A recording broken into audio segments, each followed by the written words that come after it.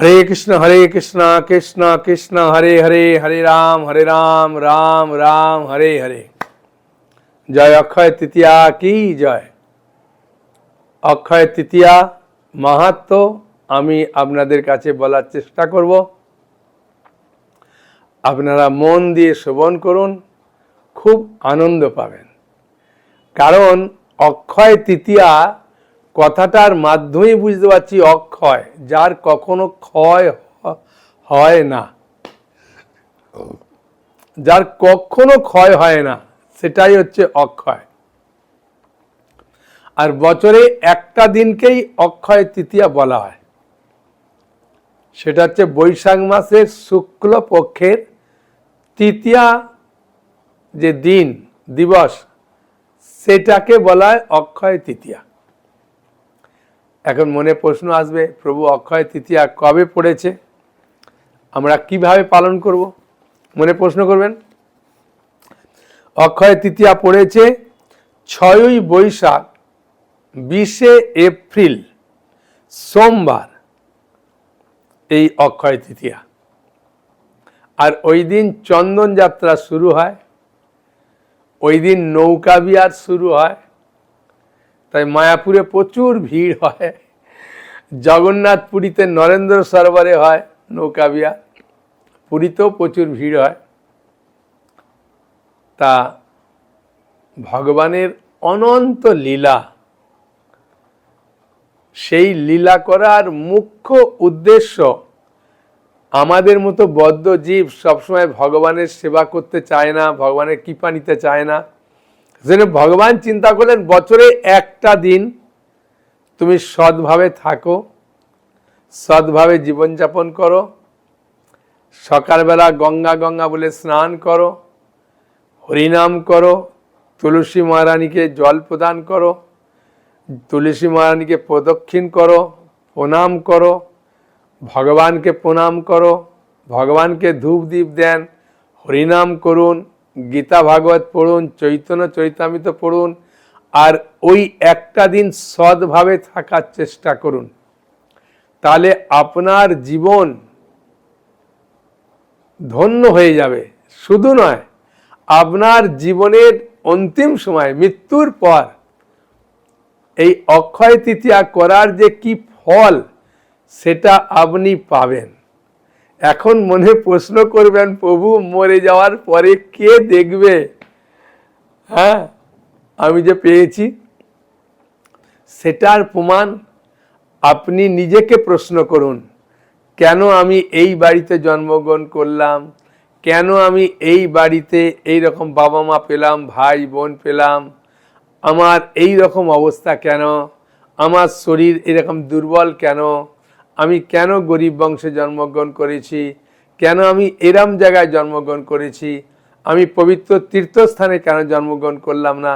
এগুলোর সব ফল এই পুণ্য তিথিগুলো পালন করার মাধ্যমেই লাভ করা যায়। বুঝেছেন? এই যে আমরা গরিব বাড়িতে জন্মগ্রহণ করি, বড়লোক বাড়িতে জন্মগ্রহণ করি, আমার অসুখ বিসুখ হয়, অন্যজনের এত অসুখ বিসুখ হয় না। হ্যাঁ, আমি এত ঝামেলার মধ্যে পড়ি, অন্যজন পড়ে না। এই যা কিছু হচ্ছে তার মূল কারণ এরম পুণ্য তিথিগুলো আগের জন্মে ভালো করে পালন করেছিলেন। একটা সুন্দর কাহিনী বলি। এই কাহিনীটা আমি বলছি না, এই কাহিনীটা মহারাজ যুধিষ্ঠির জিজ্ঞাসা করছেন, এই অক্ষয় তৃতীয়ার মাহাত্ম্য কি, অক্ষয় তৃতীয়া পালন করলে কি লাভ। হ্যাঁ, এবং সেই সম্বন্ধে জিজ্ঞাসা করছেন শতাধিক ঋষিকে। কে জিজ্ঞাসা করছেন? মহারাজ যুধিষ্ঠির, যে এই অক্ষয় তৃতীয়া সম্বন্ধে আপনি আমাকে খুলে বলুন। এই অক্ষয় তৃতীয়ার মাহাত্ম্য কি, অক্ষয় তৃতীয়া কেন পালন করে, অক্ষয় তৃতীয়া পালন না করলে কি ফল, পুরা আমাকে সব বিস্তারে বলুন। তখন শতাধিক ঋষি খুব আনন্দ সহকারে মহারাজ যুধিষ্ঠিরকে বলছেন যে এই অক্ষয় তৃতীয়ার দিন একটি খুব সুন্দর ঘটনা ঘটে। বাড়ির দেখবেন মায়েরা ভক্তি করে বেশি, প্রভুরা এত ভক্তি করে না, বিশেষ করে কলিযুগে তো করেই না, মায়েরা যেভাবে ভক্তি করে। কিন্তু মায়েদের কাজ প্রভুদেরকে কিভাবে সেবায় লাগানো, এই অক্ষয় তৃতীয়া পালন করতে কেমনভাবে সাহায্য করে, কত সুন্দর কাহিনীটি খালি শুনুন। শতাধিক ঋষি তখন মহারাজ যুধিষ্ঠিরকে বলছেন যে এক গ্রামে একজন ব্রাহ্মণ বাস করতেন, গরিব ব্রাহ্মণ, এবং ব্রাহ্মণীকে সঙ্গে নিয়ে বাস করতেন। ব্রাহ্মণ ভিক্ষা করে যা পেতেন ব্রাহ্মণী রন্ধন করে ভগবানকে ভোগ লাগিয়ে স্বামীকে খেতে দিতেন। কিন্তু স্বামী এত কৃপণ এবং এত অত্যাচারী, একদিন এক ব্রাহ্মণ এসেছিলেন তার গৃহে। ব্রাহ্মণীর সঙ্গে সঙ্গে তার স্বামী ব্রাহ্মণকে দেখে তিনি আড়াল হয়ে গেলেন, লুকিয়ে পড়লেন। কিন্তু ব্রাহ্মণ জানতে পেরে ব্রাহ্মণীকে খুব বকা দিলেন। তখন ব্রাহ্মণ যে ভিক্ষা করতে এসেছিলেন উনার বাড়িতে, তিনি দেখলেন যে উনার স্ত্রী খুব ভালো, স্বামী খারাপ, কি করব, কপালে যেটা আছে সেটাই হবে, তাই তিনি চলে যাচ্ছিলেন। পেছন দরজা দিয়ে গিয়ে তার স্ত্রী সেই ব্রাহ্মণকে একটা কলা পাতা কেটে সেটা ধুয়ে তার নিজের যে খাবারের অন্ন, সেখান থেকে কিছুটা ভাগ ব্রাহ্মণকে দিয়েছিলেন। আর ওইটা ব্রাহ্মণী যখন দিতে যায় ব্রাহ্মণ দেখেছিলেন। দেখার পরেও ওই ব্রাহ্মণ যে ভিক্ষা করতে এসেছিলেন সেই ব্রাহ্মণকে কিছু বলেননি, তিনি সহ্য করে থাকলেন। মৃত্যুর পর যমদূতরা তাকে খুব মারতে শুরু করলো, কিন্তু চিত্রগুপ্ত বললেন না না না না না, এর খাতা দেখি। যমরাজ বললেন তাড়াতাড়ি দেখো চিত্রগুপ্ত খাতা খুলে দেখছে যে ওই যে ব্রাহ্মণকে ব্রাহ্মণী খাবারটা দিয়েছিলেন, ওই খাবারটা দেখার পরেও ব্রাহ্মণ আর নিষেধ করেনি, তার স্ত্রীকে ব্রাহ্মণীকে বকা দেয়নি। তাই ওই ব্রাহ্মণ খাওয়ার পরে সন্তুষ্ট হয়ে ব্রাহ্মণীকে বলেছিলেন, যেহেতু আপনার স্বামী আমাকে খাবার সময় আর কিছু ক্রোধ প্রকাশ করেনি, শান্ত ছিল, সেই জন্যে এই ফল স্বামীও পাবে। কিন্তু চিত্রগুপ্ত দেখছেন ওই দিনটা ছিল অক্ষয় তৃতীয়ার দিন, তাই অক্ষয় থেকে গেছে। সঙ্গে সঙ্গে বিষ্ণুদূত এসে ব্রাহ্মণকে নিয়ে চলে গেলেন। দেখুন, অক্ষয় তৃতীয়ার দিনে আপনি যা করবেন সেটা আপনার থাকবে। এই জগতের কোনো জিনিস, কোনো কিছু দান করলে, বা কোনো কিছু আপনি খরচ করুন বা গাড়ি বাড়ি যা কিছু করুন, মৃত্যুর পর আপনার সঙ্গে যাবে না। কিন্তু যেটা দান করবেন, যেটা ভালো কাজ করবেন, ওটা মৃত্যুর পরেও আপনার সঙ্গে যাবে। সেই কারণেই একজন মূর্খ হয়, একজন জ্ঞানী হয়, একজন প্রফেসর হয়, একজন রিক্সাওয়ালা হয়, একজন ধনী বাড়িতে জন্মগ্রহণ করে, একজন গরিব বাড়িতে জন্মগ্রহণ, বিভিন্ন কারণ এই পুণ্য তিথিগুলো সুন্দর করে পালন করার ফল স্বরূপ পায়। যারা বিশ্বাস করে না, যারা করে না, তাদের ওই গতি হয়। সেই জন্যে আপনি কাকে দোষ দিতে পারবেন না। নিজ কর্ম গুণ দোষে যে যে দেহ পাই, আমরা নিজের কর্ম গুণদোষে পাই।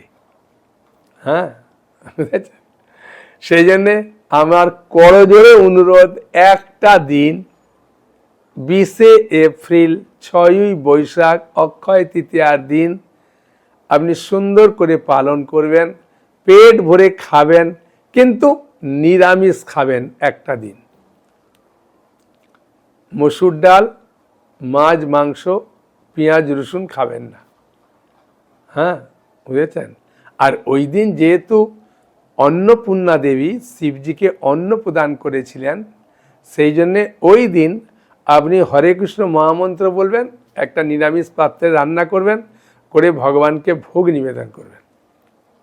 সকালের দিকে একটু ভোগ, ফল, সন্দেশ দিতে পারেন।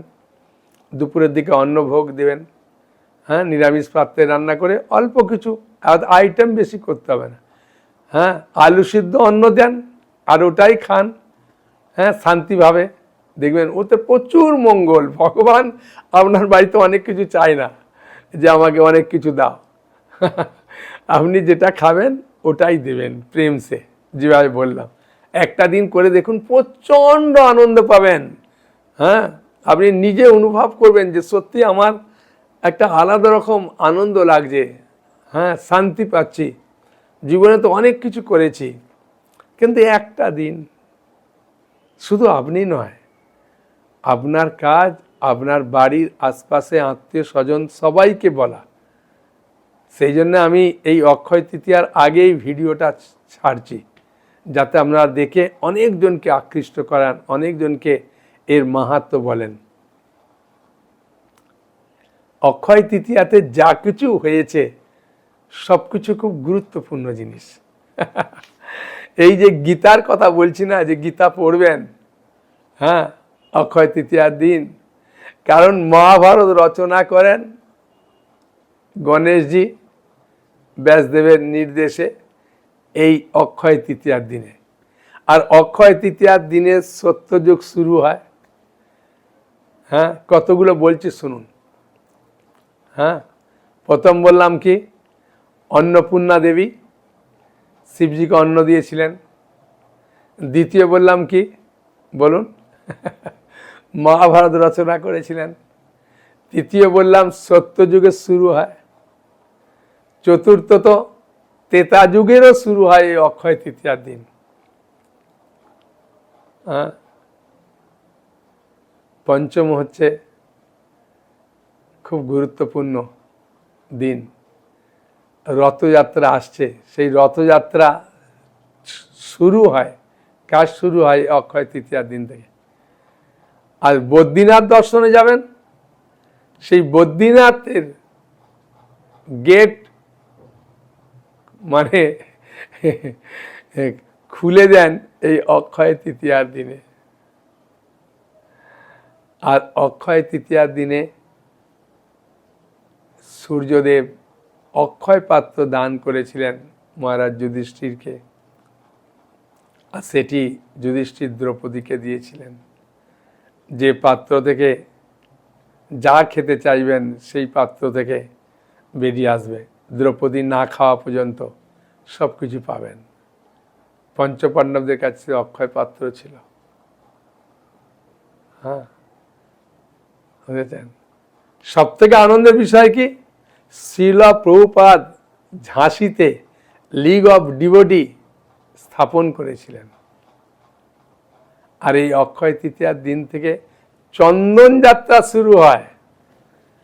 তাই আপনি বাড়িতে চন্দন ঘষে ভগবানের কপালে দিতে পারবেন, চন্দন দিয়ে তুলসীতে চন্দন লাগিয়ে, হ্যাঁ, ভগবানের চরণে দিতে পারবেন। হ্যাঁ, অনেকে বলেন প্রভু চন্দনটা আমি কীভাবে দেবো, তুলসীটা, তুলসী গাছে পাতা এরম থাকে না, তো ভগবানের চরণে এরম শিরাতে লাগবে বলে এরম নয়, দিয়ে ভগবানের চরণে দিলেন। বুঝেছেন? সেই জন্যে এই অক্ষয় তৃতীয়ার দিনে যা কিছু করবেন সব অক্ষয় থাকে। আর যত শুভ কাজ হয়েছিল সব অক্ষয় তৃতীয়ার দিনে। বুঝেছেন? আর অক্ষয় তৃতীয়ার দিনে বৃন্দাবনে গেলে ভগবান বাঙ্কি বিহারীর চরণ দর্শন হবে, যে নিধুবনে হরিদাস বলে এক ভক্ত পেয়েছিলেন। হ্যাঁ, এমনি তো বছরে 4টে দিন খুব শুভ, বুঝেছেন? অক্ষয় তৃতীয়ার দিন আপনি যে কোনো শুভ কাজ করতে পারবেন, ঘরে প্রবেশ থেকে আরম্ভ করে অন্নপ্রাশন থেকে আরম্ভ করে যে কোনো কাজ। বছরের 4টে দিন মধ্যে অক্ষয় তৃতীয়া একটা, বিজয় দশমী একটা, বৈশাখ মাসের প্রথম দিন আর কার্তিক মাসের প্রথম দিন, 4 দিন খুব মঙ্গলকর। হ্যাঁ, অক্ষয় তৃতীয়ার দিনে সব থেকে বড় জিনিস কি জানেন? হ্যাঁ,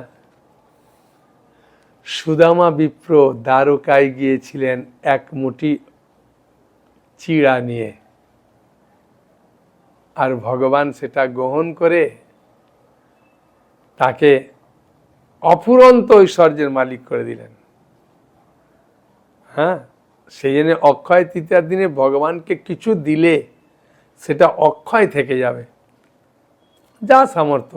ওই জন্য অক্ষয় তৃতীয়ার দিনে বেশিরভাগ মানুষ দান করে, গীতা দান, ভাগবত দান, চৈতন্য চৈতামৃত দান।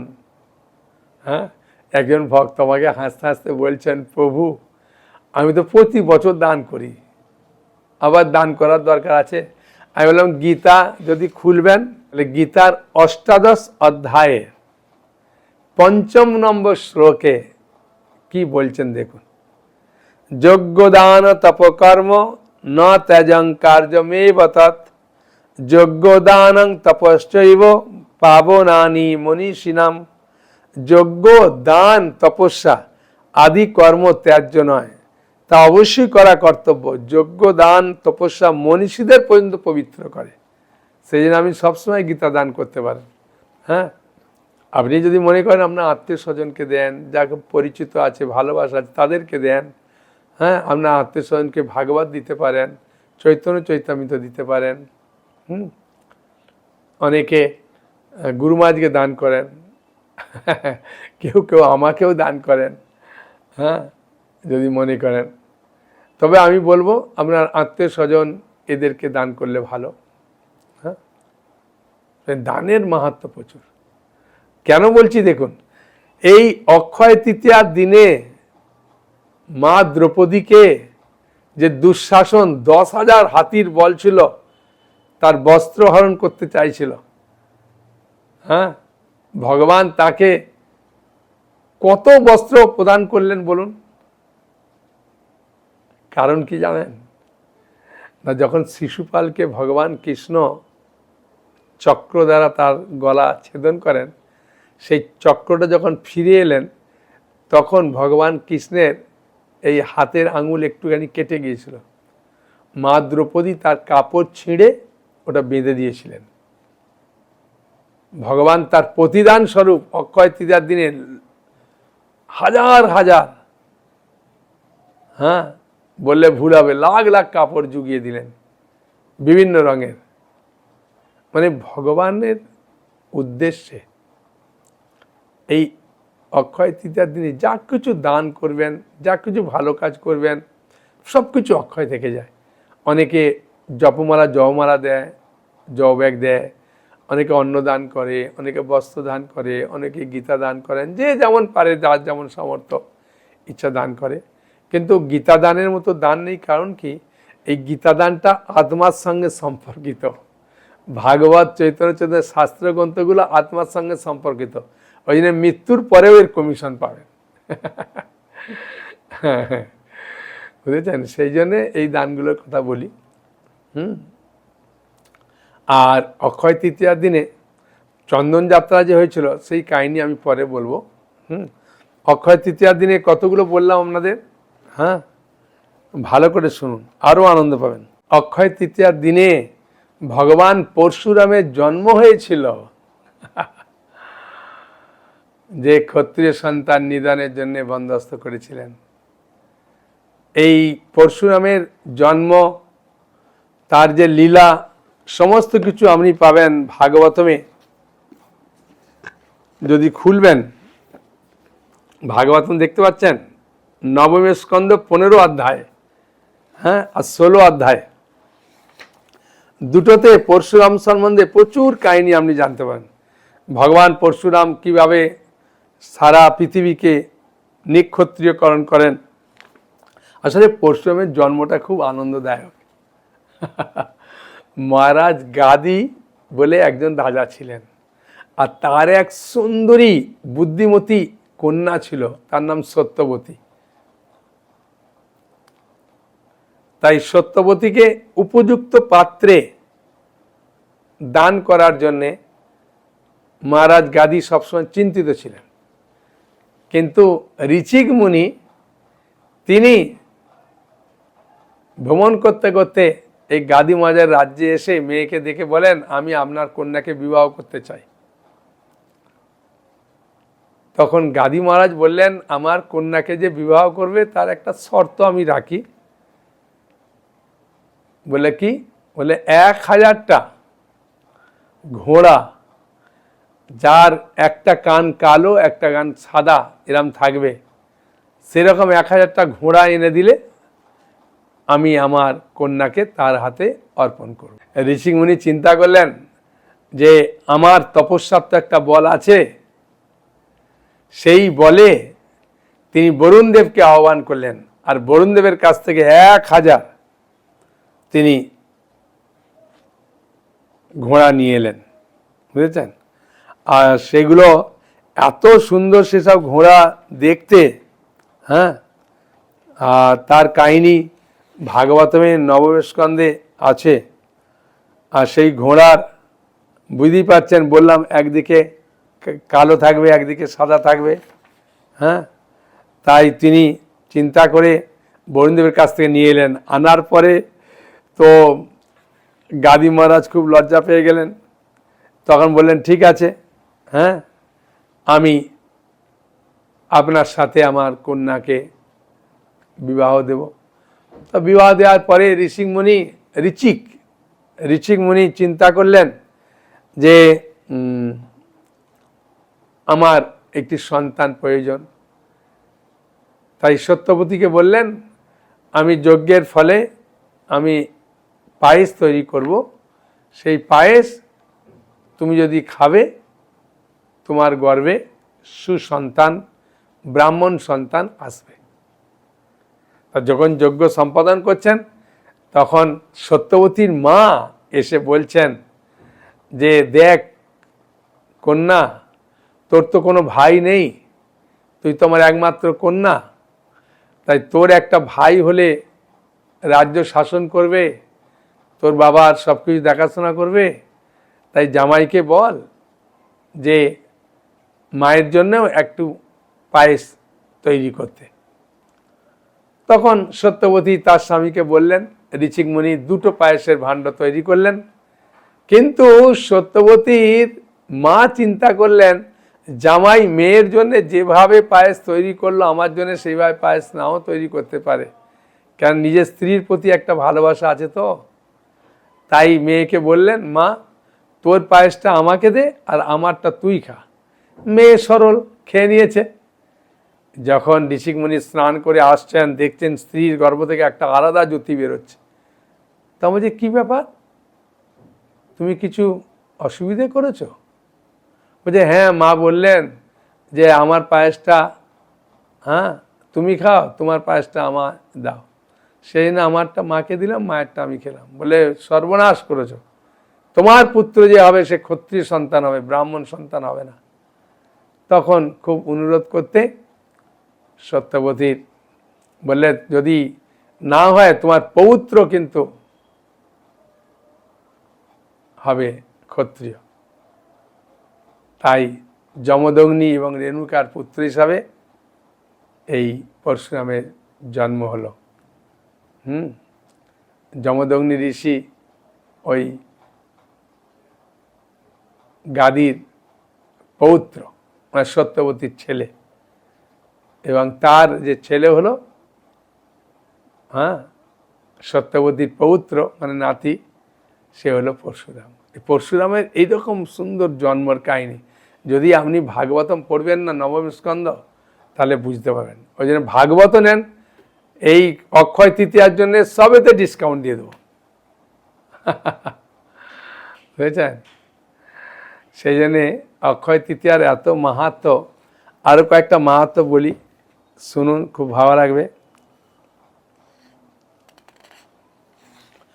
কুবের যে দেবতাদের কোষাধ্যক্ষ হয়েছিল, এই অক্ষয় তৃতীয়ার দিনে তিনি সেই পদ লাভ করেছিলেন।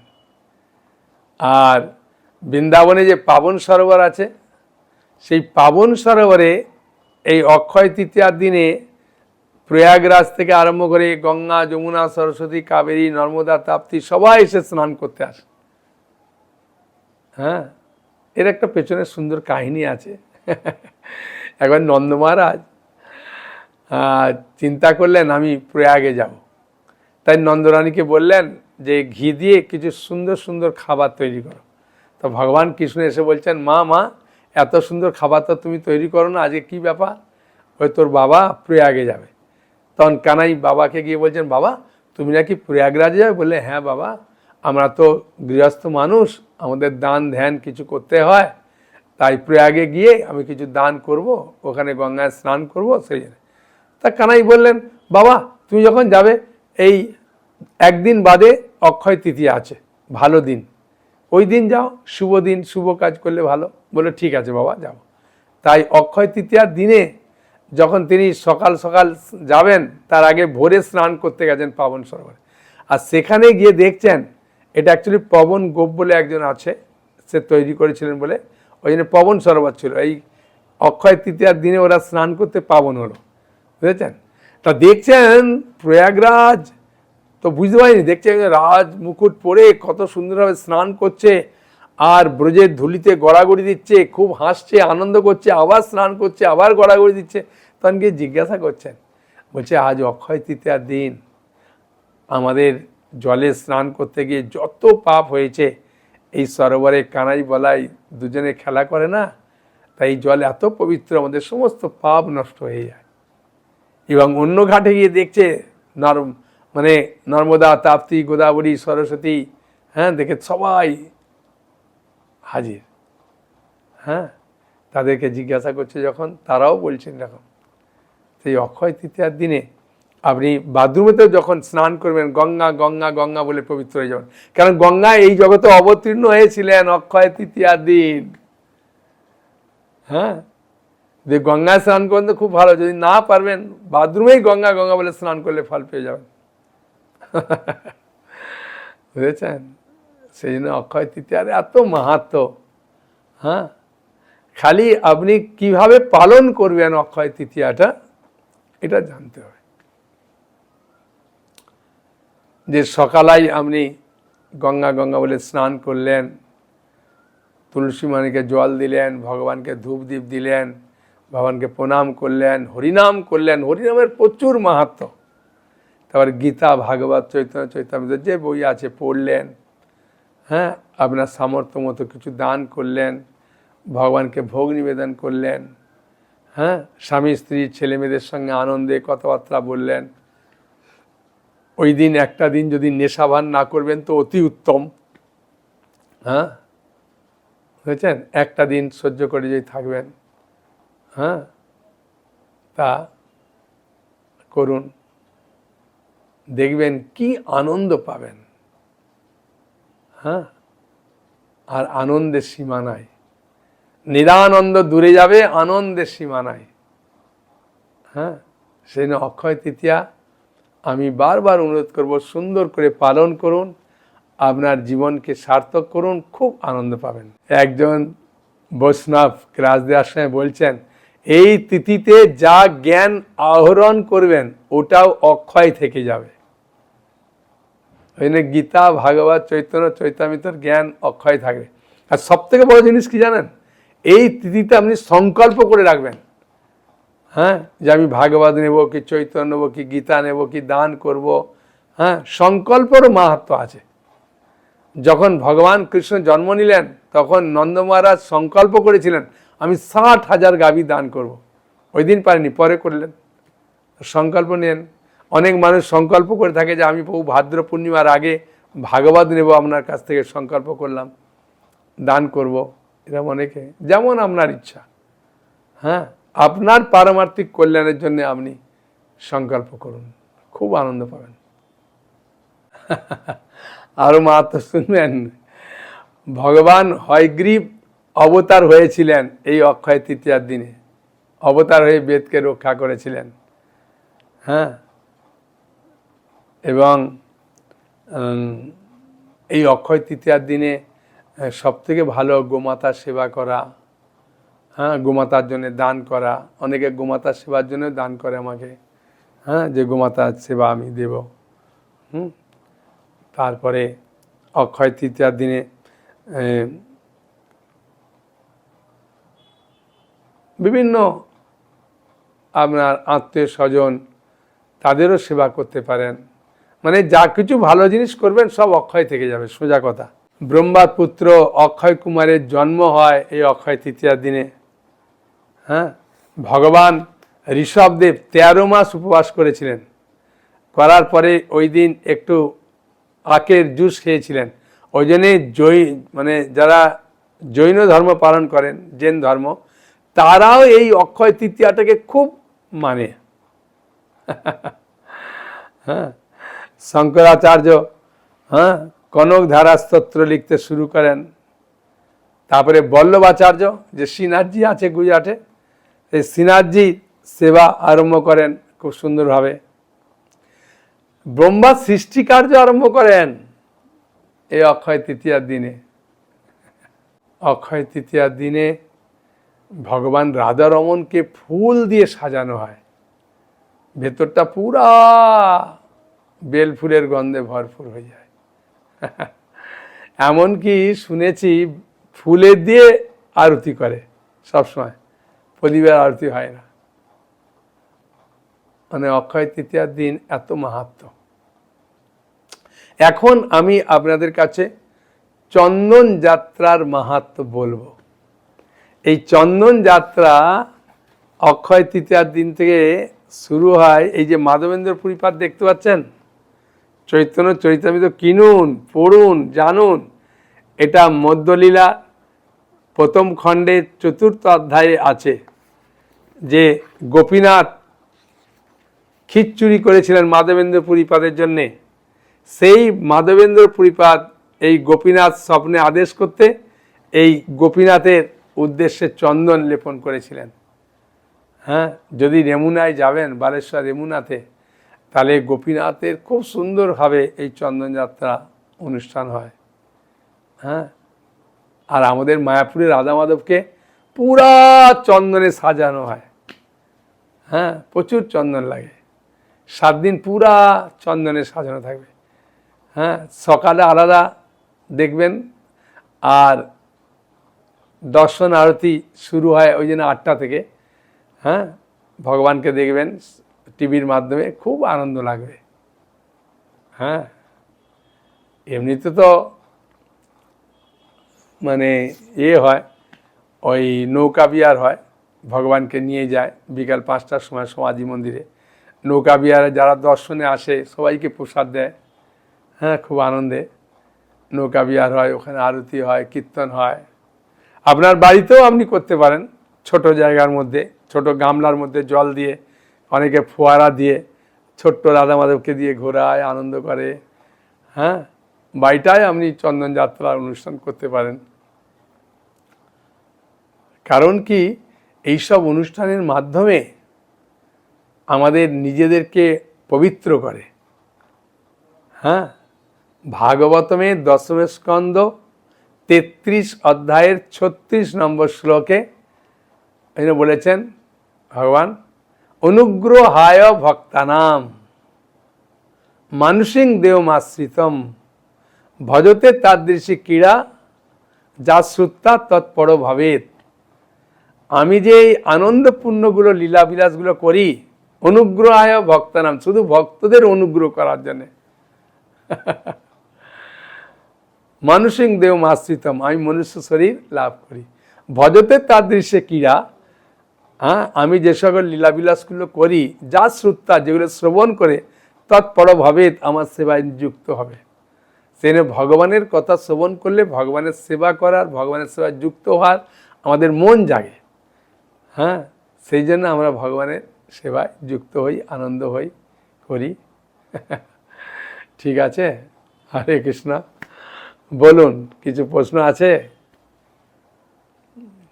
হ্যাঁ, উনি বলছেন, প্রভু আমি যদি চন্দন যাত্রা যে করব 21 দিন করতে না পারি, সামান্য একটু চন্দন চরণে দিয়ে দেবেন।